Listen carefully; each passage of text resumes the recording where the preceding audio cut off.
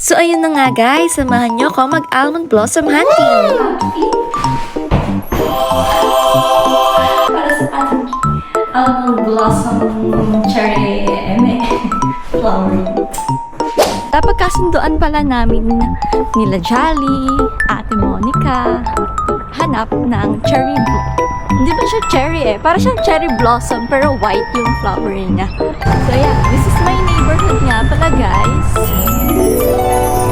Ito ba itong nilalakaran ko?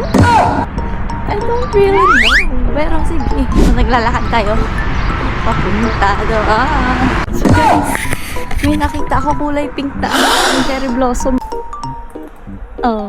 Wow! Kaganda na! So ayun na nga guys, nandito na ako sa aming venue. Ay, sa kaganda na mga kasama.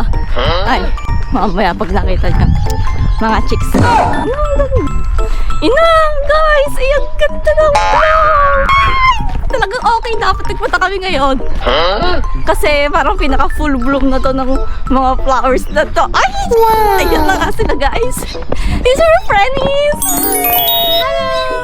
Oh! Good morning! At yun na nga, syempre pa, wala na kami inaksayang oras at nagsimula na kami mag-picture-picture. Yan, feel the sunshine. Kanya-kanya na kami ng mga padali-dining post kung paano, kung anong gagawin, kung paano ang mga posing at ang mga kamay. At syempre, pag hindi mo pa-turn, edi pasayaw-sayaw muna tayo dito sa may Gedli. Oh.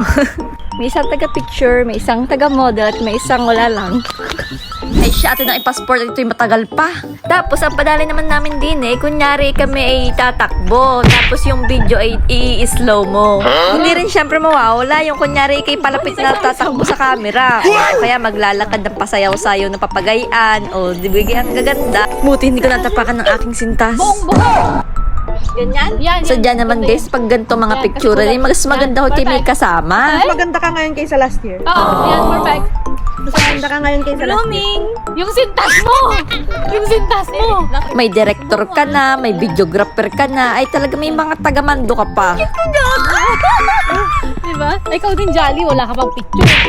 Mas masaya naman talaga pag may kasama kang enjoy yung mga ganitong moments. Kumbaga mai-enjoy mo talaga at mafe-feel na feel mo kasi may mga kasama kang katawanan, kausap, at katsikahan habang ginagawa mo yung mga nagpapasaya sa'yo.